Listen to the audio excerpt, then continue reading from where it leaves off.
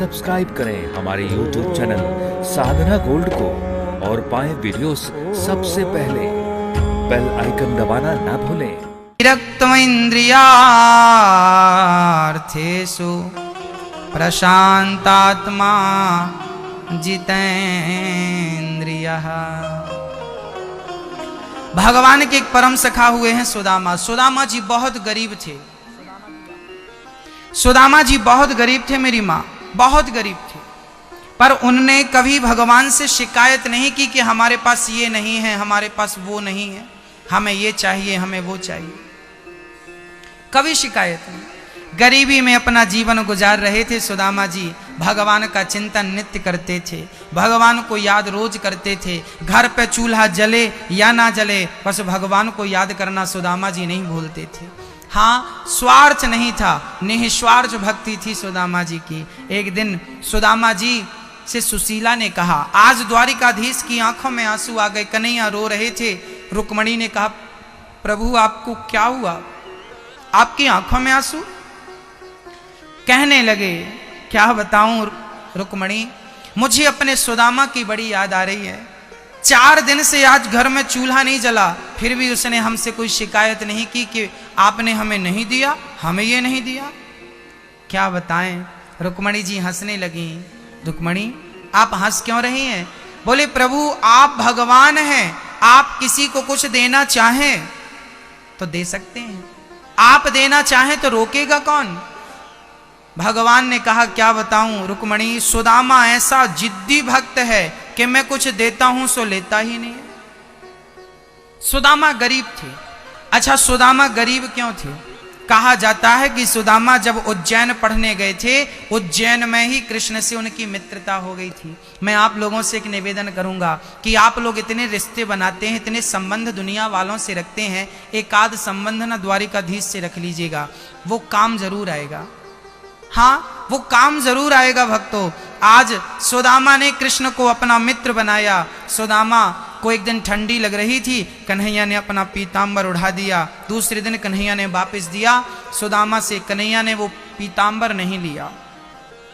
आज जब सुदामा को कृष्ण की कभी याद आती थी ना, उसी पीतांबर को खोलकर देख लिया करते थे। अच्छा, सुदामा गरीब क्यों थे? कहते हैं सुदामा जितने गरीब है ना, ये गरीबी कृष्ण की किस्मत में थी, परंतु कृष्ण के किस्मत की गरीबी सुदामा ने अपने ऊपर ले ली कि मेरा मित्र गरीब ना रहे, मैं उस गरीबी को लेता हूं। क्या हुआ था कि एक बार जब गुरु के घर पर सुदामा और कृष्ण थे, तब वहां पर सांदीपनी जी के यहाँ एक बूढ़ी माँ उज्जैन महाकाल मंदिर में भीख मांगती थी। एक बूढ़ी माँ, आज दिन भर में उसे भीख में 1 मुट्ठी चने उससे मिले थे।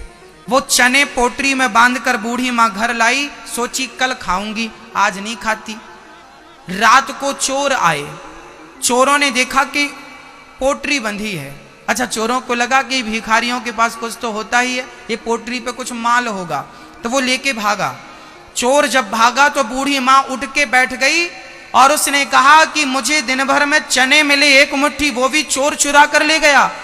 चोर को श्राप दे दिया कि यदि मैंने महाकाल की पूजा की हो और भक्ति की हो तो जो मेरे चने को खाएगा वो सदा सदा के लिए गरीब हो जाएगा। चोर के हाथ से वो पोटरी गिर गई। कहां गिर गई? बोले, सांदीपनी जी के आश्रम में द्वार के सामने गिर गई।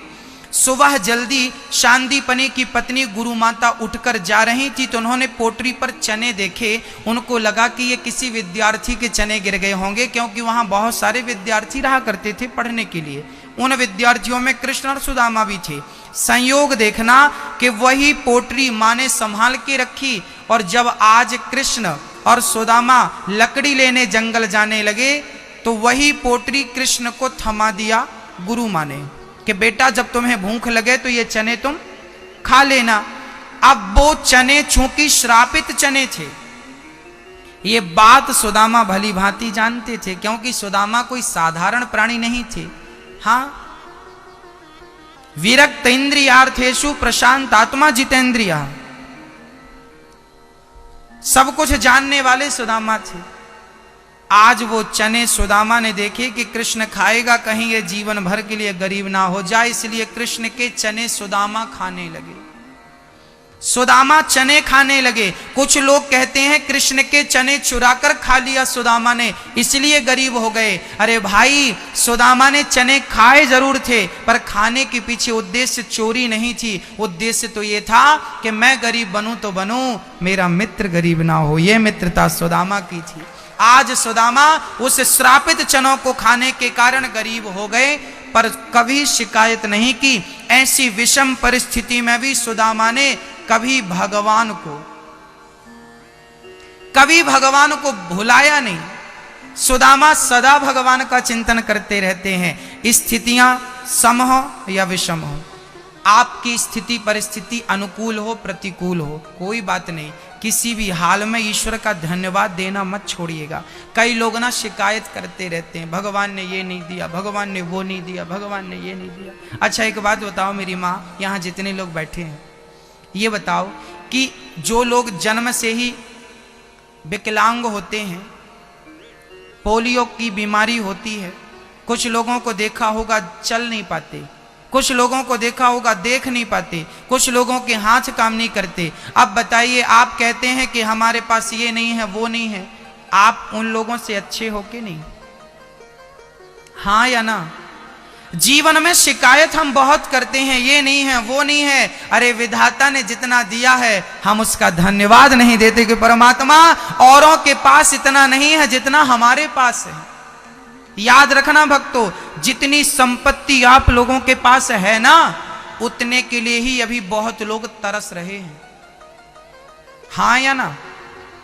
तो जितना मालिक ने दिया है उसमें संतोष रखिए और ईश्वर का धन्यवाद दीजिए कि विधाता तूने चलने को कम से कम पांव तो दिए हैं, उनसे तो अच्छे हैं जिनके पांव नहीं हैं। कम से कम काम करने को हाथ तो हैं, उनसे तो आप भले हैं जिनके पास हाथ नहीं है। आपको देखने के लिए आंख हैं, आप उनसे तो अच्छे हैं जो सूरदास हैं। मेरी माँ, ईश्वर का धन्यवाद देना चाहो तो बहुत प्रकार से दिया जा सकता है। और शिकायत तो, इच्छाएं तो बड़े बड़े महाराजाओं की पूरी नहीं भई, आपकी क्या इच्छाएं पूरी हो जाएंगी? शिकायतों के पुल यदि आप बांध रहे हैं तो बांधते रहिए, कुछ नहीं होने वाला। सुदामा संतोष भरा जीवन जिया करते थे, विधाता ने जो दे दिया उसमें संतोष रखते थे। आज सुदामा जी की पत्नी सुशीला घर पे अकेली थी, द्वारिकाधीश ब्राह्मण का रूप बनाकर आए और द्वारिकाधीश ने कहा कि भाई भीख दे दो, भिक्षाम देही। सुशीला निकली, कहा प्रभु मेरे घर कुछ भोजन नहीं है, मैं आपको कैसे दूं? तब कहा भगवान ने कि देवी आप अपने पति को द्वारिका क्यों नहीं भेज रही हो? यदि द्वारिका भेजोगी ना तो आपके पति के परम सखा द्वारिकाधीश हैं। आज सुशीला को पहली बार पता चला कि मेरे पति के मित्र द्वारिकाधीश हैं। सुदामा ने डिंडोरा नहीं पीटा था कि मैं कृष्ण का मित्र हूं, बस वो तो प्रेम करते थे कृष्ण से। आज सुशीला ने पूछा क्यों जी, आप बताइए कि आप द्वारिकाधीश के परम सखा मित्र हो? सुदामा बोले हाँ। अरे तो जा क्यों नहीं रहे हो, कुछ मांगते क्यों नहीं? सुदामा बोले हमें कुछ नहीं लेना, हमारे पास सब तो है। सुशीला बोली कोई बात नहीं, आप मांगिए मत, कम से कम दर्शन तो करे आइए। सुदामा जी बोले ये बात ठीक है। आज दर्शन का भाव लेकर सुदामा जी चल पड़े। जब चलते चलते, अब चलें कैसे? 4 मुट्ठी चावल लाकर सुशीला ने दिया, पोटरी बाजुओं में दाबी और सुदामा जी चल पड़े। चलते चलते चलते चलते एक पेड़ की छांव में बड़े थक गए थे ना, तो बैठ गए, नींद आ गई। और जब आंख खुली तो सुदामा ने अपने आप को द्वारिका में देखा। अरे ये कौन सी नगरी है भाई? लोगों ने बताया ये द्वारिका नगरी है। सुदामा को लगा हम कैसे पहुंच गए? चलना हमारा काम होता है भक्तों, मंजिल तक तो खुद द्वारिकाधीश पहुंचा देता है। बस चलना सीखिए, पहुंचाएगा वो खुद, आप उसकी चिंता बिल्कुल ना करिए। बस चलते रहिए चलते रहिए चलते रहिए। सुदामा चलते गए चलते गए। आज जैसे ही आगे बढ़े, लोगों ने पूछा भाई कहाँ से आए हो? बोले हम तो अपने नगर से आए हैं। कहाँ जा रहे हो? बोले कृष्ण से मिलने। बोले कृष्ण कौन है? बोले हमारे बचपन के मित्र हैं। जब सुदामा लोगों से कहते ना कि कृष्ण हमारे बचपन के मित्र हैं, लोग हंसी उड़ाते, वाह अच्छा नया नाटक है भीख मांगने का। मेरे बचपन का मित्र है, उसी से मिलने आया हूँ। जब सुदामा ने बचपन का मित्र है। मन में भाव रखा,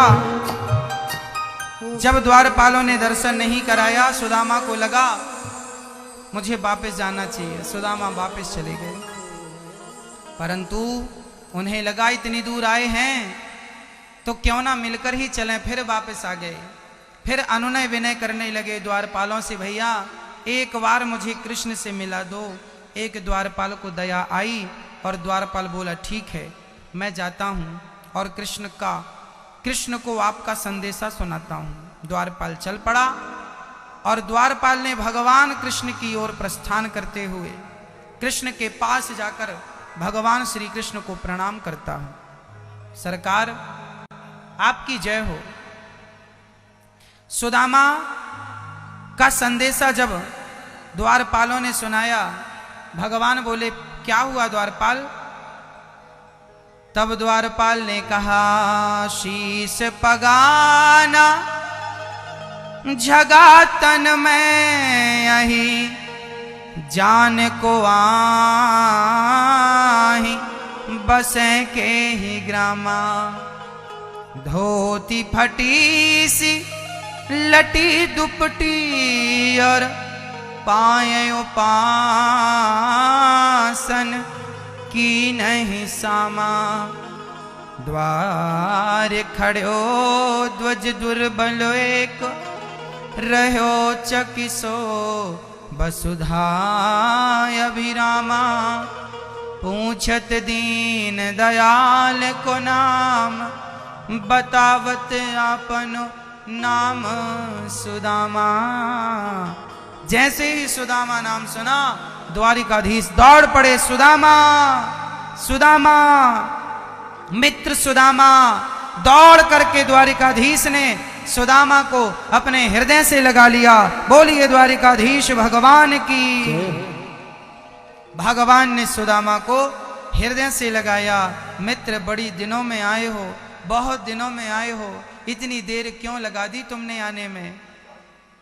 सुदामा रोने लगे, कहने लगे द्वारिकाधीश देर मैंने नहीं, देर तूने लगा दी। कब से तेरे द्वार पर खड़ा हूं, कोई इतनी लेट आता है क्या? बस कन्हैया तेरा दर्शन हो गया, आज्ञा दो अब मुझे जाने दो। सुदामा जाने लगे। सुदामा जब जाने लगे, सुदामा का हाथ कन्हैया ने पकड़ लिया। मित्र मैं आपको कुछ देना चाहता हूं, आप कुछ लिए बिना कैसे जा सकते हैं? सुदामा ने कहा कि आपने मुझे सब कुछ दे दिया, बचा क्या? सुदामा से जब पूछा गया कि मैंने तुझे क्या दिया, तब कह दिया सुदामा ने द्वारिकाधीश पूरी दुनिया के सामने आपने अपने हृदय से मुझे लगाकर, गले से लगाकर जो मेरा मान सम्मान बढ़ाया है, वही मेरी सबसे बड़ी दौलत है, वही मेरी सबसे बड़ी दौलत है। हाँ